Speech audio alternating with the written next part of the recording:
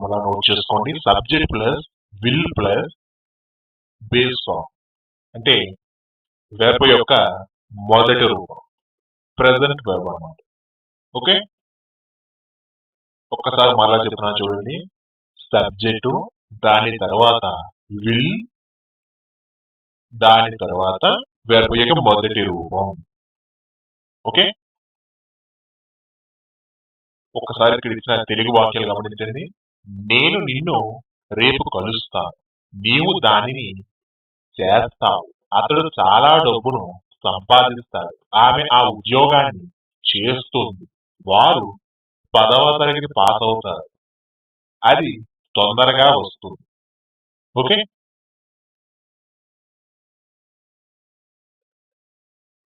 First నేను నిన్ను రేపు కలుస్తాను. ఇంగ్లీష్ లో I will meet you tomorrow. నీవు దానిని చేస్తావు, యు విల్ డూ ఇట్. అతడు చాలా డబ్బు సంపాదిస్తాడు, he will earn a lot of money.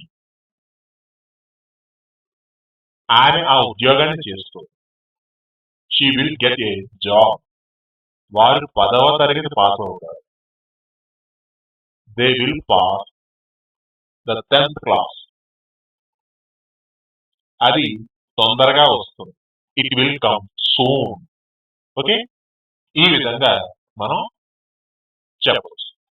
ఇలా భవిష్యత్తులో మీరు ఏం చెయ్యాలి, ఏం చేద్దాం అనుకుంటున్నారో విల్ అనే పదం ద్వారా చెప్పచ్చు అనమాట. ఓకే, ఇప్పటి వరకు మీరు ఏవైతే చూసారో ఇవన్నీ కూడా పాజిటివ్ వాక్యాలు అంటారు. వీటిని ఇప్పుడు నెగిటివ్ లోకి ఎలా మాట్లాడాలో సో నెగిటివ్ ముందుగా తెలుగు గమనించండి.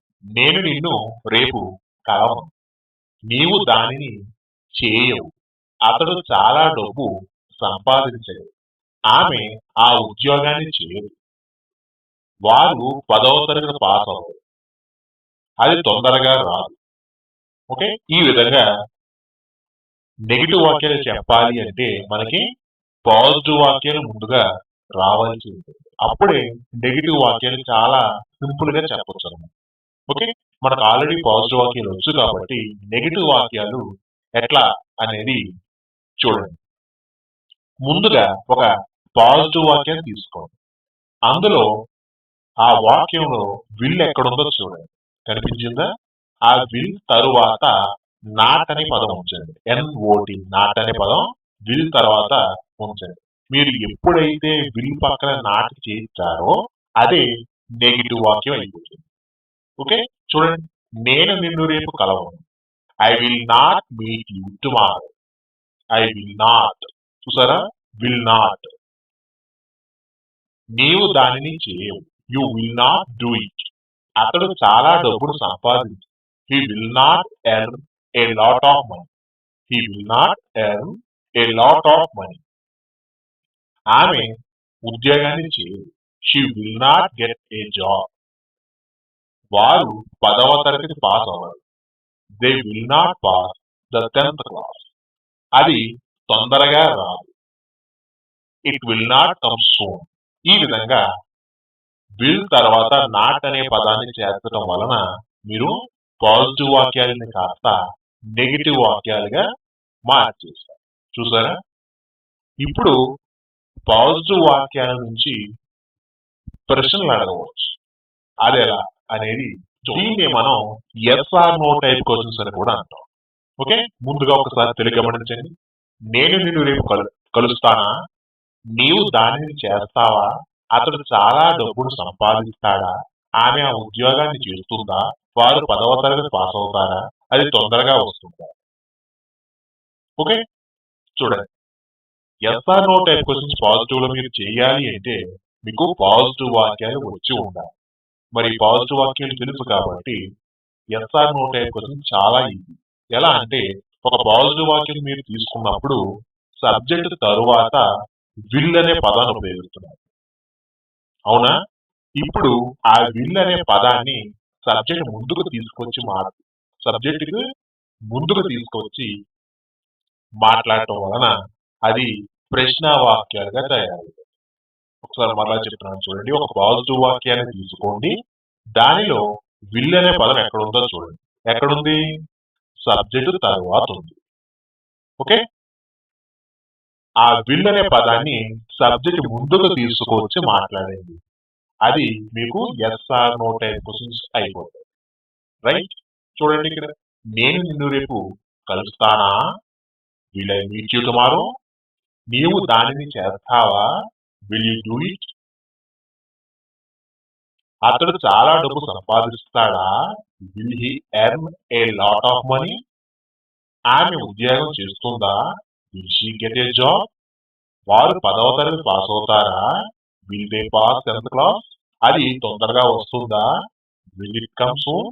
ఈ విధంగా విల్ విల్ విల్ అనే పదం సబ్జెక్ట్ ముందుకు వాడి మాట్లాడినట్లయితే అదే yes or no type questions అంటారు, లేదా పాజిటివ్ నుంచి ప్రశ్నించడం అంటారు. ఇప్పుడు నెగిటివ్ నుంచి కూడా ప్రశ్నించవచ్చు, అది ఎలా అనేది చూడండి. దీన్నే మనం negative yes or no type questions అని కూడా అంటాం. ముందుగా తెలుగు చూడండి, నేను నిన్ను రేపు కలవనా, నీవు దాన్ని చెయ్యవా, అతడు చాలా డబ్బులు సంపాదించడా, ఆమె ఉద్యోగాన్ని చేయదా, వారు 10వ తరగతి పాస్ అవరా, అది తొందరగా రాదా.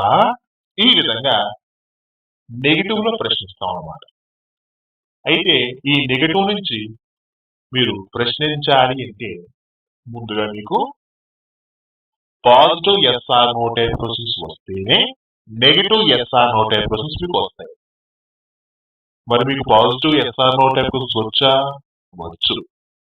కాబట్టి negative yes or no type questions చాలా ఈజీ. చూడండి, విల్ తర్వాత నాట్ అనేది చేర్చి మాట్లాడండి. విల్ తర్వాత నాట్ అనే పదాన్ని సబ్జెక్ట్ ముందుకు తీసుకొచ్చి మాట్లాడండి. అదే మీరు negative yes or no type questions అంటారు. చూడండి, నేను నిన్ను రేపు కలవనా అంటే will not I meet you tomorrow, నీవు దానిని చేయవా, will not you do it, అతడు చాలా డబ్బును సంపాదించడా, will not he earn a lot of money, ఆమె ఉద్యోగం చేయదా, will not she get a job, వారు 10వ తరగతి పాస్ అవరా, will not they pass 10th class, అది తొందరగా రాదా, will not it come soon. ఈ విధంగా మనం negative yes or no type questions చెప్పవచ్చు. అయితే ఇక్కడ మీకు డౌట్ రావచ్చు, ఇక్కడ మరి వోంట్ అని ఇచ్చారు ఏంటి, మీరేమో విల్ నాట్ అని చెప్తున్నారు. వోంట్ అన్నా విల్ నాట్ అన్నా ఒకటే. ఓకే, ఫస్ట్ ఫార్ములా అర్థమైంది కదా. ఇప్పుడు సెకండ్ ఫార్ములాకి వెళ్దాం. చూడండి, సెకండ్ ఫార్ములా నోట్ చేసుకోండి, subject plus will be plus V3. అంటే సబ్జెక్ట్ తర్వాత విల్ బి, దాని తర్వాత వెర్బ్ యొక్క 3వ రూపం. ఓకే, ముందుగా ఒకసారి తెలుగు వాక్యాలు గమనించండి.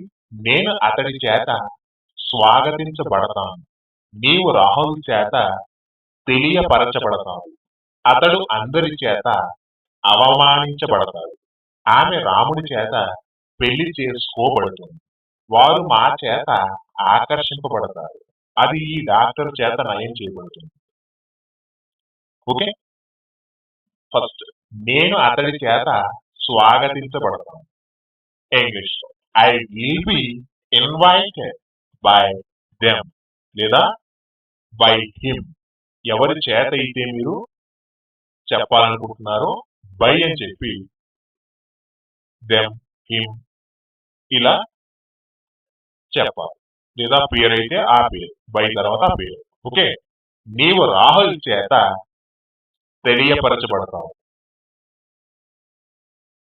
You will be informed by Rahul, అతడు అందరి చేత అవమానించబడతాడు, he will be insulted by all, ఆమె రాముని చేత పెళ్లి చేసుకోబడుతుంది, she will be married by Rama, వారు మా చేత ఆకర్షింపబడతారు, they will be attracted by us, అది ఈ డాక్టర్ చేత నయం కాబడుతుంది, It will be cured by this doctor. Okay, ఈ విధంగా subject will be plus will. Okay, అర్థమైంది కదా. ఇప్పటి వరకు మీరు చూసిన ప్రతి వాక్యం కూడా పాజిటివ్ వాక్యం. ఓకే, వీటిని నెగిటివ్ లోకి ఎలా మార్చాలో ఇప్పుడు నెగిటివ్స్. ముందుగా తెలుగు చూడండి. నేను అతడి చేత స్వాగతించబడను, నీవు రాహుల్ చేత తెలియజేయపరచబడవు. అతడు అందరి చేత అవమానించబడడు, ఆమె రాముడి చేత పెళ్లి చేసుకోబడదు. వారు మా చేత ఆకర్షింపబడరు, అది ఈ డాక్టర్ చేత నయం కాబడదు. ఓకే, ఇలా నెగిటివ్ లో చెప్పాలి అనుకున్నప్పుడు మనకి ఇటువంటి వాక్యాలు ఫస్ట్ పాజిటివ్ వాక్యాలు వచ్చుండాలి. మరి మనకు పాజిటివ్ వాక్యాలు వచ్చు. కాబట్టి నెగిటివ్ వాక్యాలు చాలా ఈజీగా చెప్పవచ్చు. ఎలా అంటే ఒక పాజిటివ్ వాక్యం తీసుకోండి. ఆ పాజిటివ్ వాక్యం కనుక మీరు గమనిస్తే సబ్జెక్ట్ తరువాత విల్ బి అనేది ఉంటుంది. అవునా, గమనించారా? విల్ బి తరువాత నాట్, NOT నాట్ అనేది చేయాలి. అంతే మీరు చెయ్యాలి. అప్పుడు పాజిటివ్ వాక్యం కాస్త నెగిటివ్ వాక్యంగా మారుతుంది. ఓకే, చూడండి. నేను అతడి చేత స్వాగతించబడను. ఇంగ్లీష్ లో I will be not invited by him. నీవు రాహుల్ చేత తెలియపరచబడను. You will be not informed by Rahul. అతడు అందరి చేత అవమానించబడడు. He will be not insulted by all. ఆమె రాముని చేత పెళ్లి చేసుకోబడు. She will be not married by Rama. వారు మా చేత ఆకర్షింపబడరు. They will be not attracted by us. అది ఈ డాక్టర్ చేత నయం కాబడదు. It will be not cured by this doctor. Okay, ఈ విధంగా విల్ బి నాట్. ఓకే, ఇప్పుడు పాజిటివ్ నుంచి ఎలా ప్రశ్నించాలో దీన్ని మనం ఎస్ఆర్ నో టైప్ క్వశ్చన్స్ గా గుర్తుపెట్టుకున్నాం. ముందుగా తెలుగు ఒకసారి చూడండి. నేను అతడి చేత స్వాగతించబడతానా, నీవు రాహుల్ చేత తెలియపరచబడతావా, అతడు అందరి చేత అవమానించబడతాడా, ఆమె రాముడి చేత పెళ్లి చేసుకోబడుతుందా, వారు మా చేత ఆకర్షింపబడతారా, అది ఈ డాక్టర్ చేత నయం కాబడుతుందా. ఓకే, ఇలా ఎస్ఆర్ నో టైప్ క్వశ్చన్స్ అడగాలి అనుకున్నప్పుడు మనకి పాజిటివ్ వాక్యాలు చెప్పడం రావాలి. మనకు పాజిటివ్ వాక్యాలు చెప్పడం వచ్చింది కాబట్టి ఇలా ఎస్ఆర్ నో టైప్ క్వశ్చన్స్ చాలా ఈజీగా చెప్పవచ్చు. ఎలా అంటారా, చూడండి. ఒక పాజిటివ్ వాక్యం తీసుకున్నప్పుడు మీరు గమనిస్తే సబ్జెక్టు తర్వాత విల్ బి అనే పదం వాడుతుంది. అవునా, ఇప్పుడు ఎస్ఆర్ నో టైప్ క్వశ్చన్స్ కాబట్టి ఆ విల్ బి అనేది సబ్జెక్ట్ ముందుకు తీసుకొచ్చి మాట్లాడితే అదే ఎస్ఆర్ నో టైప్ క్వశ్చన్స్ అయిపోతాయి. చూడండి. నేను అతడి చేత స్వాగతించబడతానా, ఇంగ్లీష్ లో will be I invited by him. నీవు రాహుల్ చేత తెలియపరచబడతావా, will be you informed by Rahul. అతడు అందరి చేత అవమానించబడతాడా, will be he insulted by all. ఆమె రాముడి చేత పెళ్లి చేసుకోబడుతుందా, will be she married by Rama. వారు మా చేత ఆకర్షింపబడతారా, will be they attracted by us. అది ఈ డాక్టర్ చేత నయం కాబడుతుందా, will be it cured by this doctor. ఈ విధంగా మనం ఎస్ఆర్ నో టైప్ క్వశ్చన్స్ కేవలం విల్ బి అనే పదం సబ్జెక్ట్ ముందుకు తీసుకొచ్చి మాట్లాడితే మనకి ఎస్ఆర్ నో టైప్ క్వశ్చన్స్ వచ్చేస్తాయి. ఓకే, ఇప్పుడు నెగిటివ్ నుంచి ఎలా ప్రశ్నించాలో negative yes or no type questions. Okay, ముందుగా తెలుగు చూడండి. నేను అతడి చేత స్వాగతించబడనా, నీవు రాహుల్ చేత తెలియపరచబడవా, అతడు అందరి చేత అవమానించబడడా, ఆమె రాముడి చేత పెళ్లి చేసుకోబడదా, వారు మా చేత ఆకర్షింపబడరా, అది ఈ డాక్టర్ చేత నయం కాబడదా. ఈ విధంగా నెగిటివ్ నుంచి ప్రశ్నలు అన్నమాట. ఇలా అడగాలి అనుకున్నప్పుడు మనకి positive yes or no type questions వచ్చున్నాయి. మనకు వచ్చు కాబట్టి గొడవే లేదు. కేవలం ఆ పాజిటివ్ వాక్యాలు తీసుకోండి. అంటే positive yes or no type questions వాక్యాలు తీసుకోండి. తీసుకున్నారా? దానిలో విల్ బి అనే పదం ఎక్కడ కనపడింది మీకు? సబ్జెక్ట్ కంటే ముందు కనపడింది. అవునా? ఇప్పుడు విల్ కి బికి మధ్యలో నాట్ అనే పదం చేర్చండి. అంటే విల్ నాట్ బి లేదా వోంట్ బి అవుతుంది. అవునా?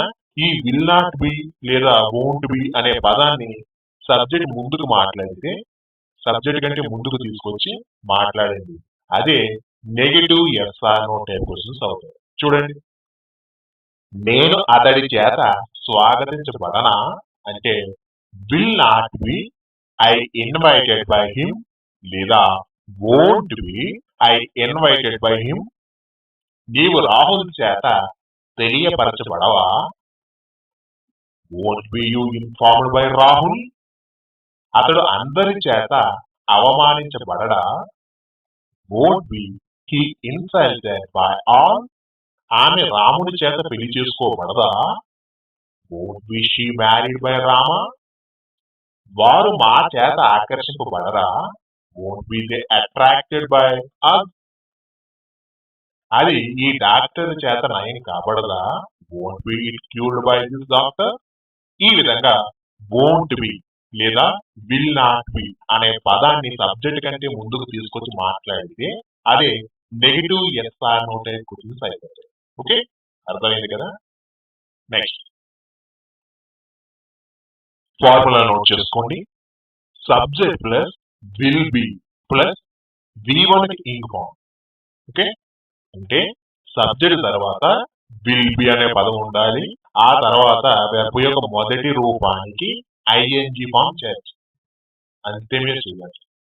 ఓకే, చూడండి, ముందుగా తెలుగు వాక్యాలు గమనించండి. నేను నీ కోసం ఎదురు చూస్తూ ఉంటాను. నీవు టీవీ చూస్తూ ఉంటావు. అతడు పరీక్షలు రాస్తూ ఉంటాడు. ఆమె బొంబాయికి వెళుతూ ఉంటుంది. వారు ప్రతి ఒక్కరిని అడుగుతూ ఉంటారు. అది సరిగ్గా పనిచేస్తూ ఉంటుంది. ఓకే, ఇలాంటివి ఇంగ్లీష్ ఎలా చెప్పాలో చూడండి. నేను నీ కోసం ఎదురు చూస్తూ ఉంటాను. ఇంగ్లీష్ లో I will be waiting for you. నీవు టీవీ చూస్తూ ఉంటావు. You will be watching TV. అతడు పరీక్ష రాస్తూ ఉంటాడు.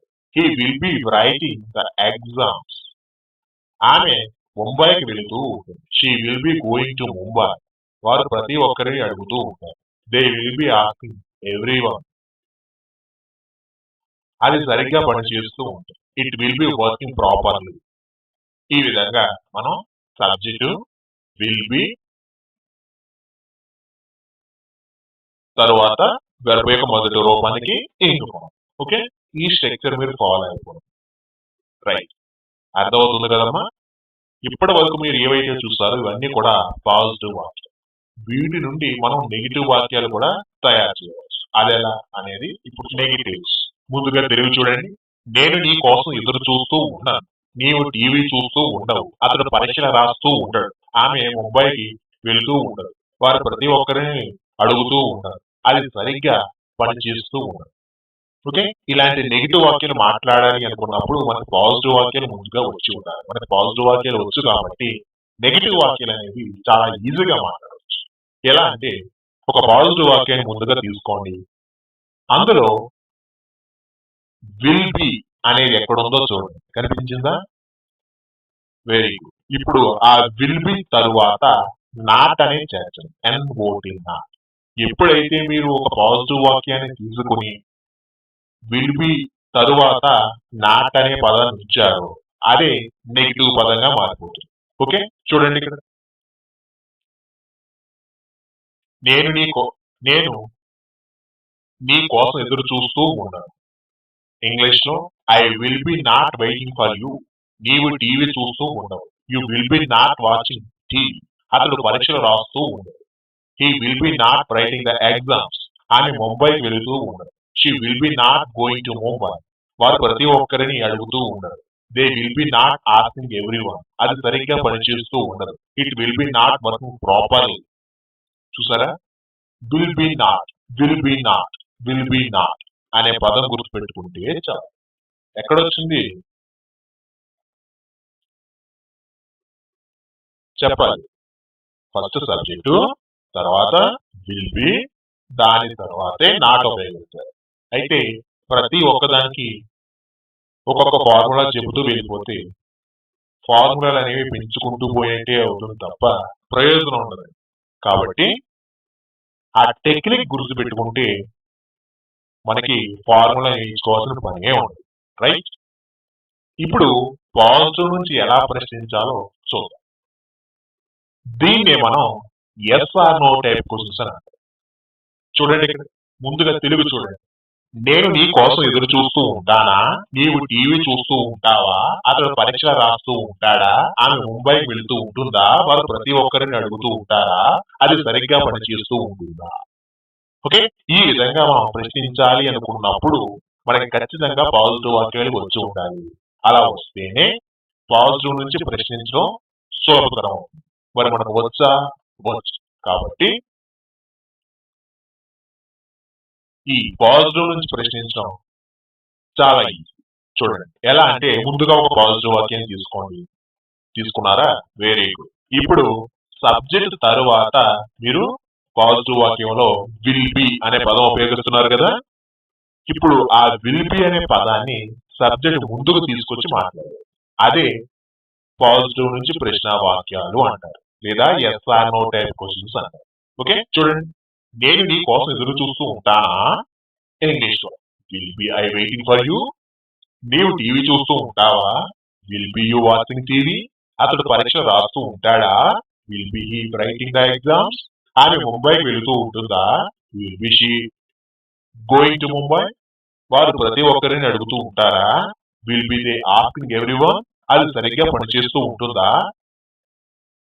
Will be it working properly. ఈ విధంగా విల్ బి అనే పదాన్ని సబ్జెక్ట్ ముందుకు తీసుకొచ్చి మాట్లాడితే మీకు yes or no type questions వచ్చేసినట్లే. ఓకే, ఇప్పుడు negative yes or no type questions ఎలా మాట్లాడాలో చూద్దాం. Negative yes or no type questions ముందుగా తెలుగు చూడండి. నేను నీ కోసం ఎదురు చూస్తూ ఉండనా? నీవు టీవీ చూస్తూ ఉండవా?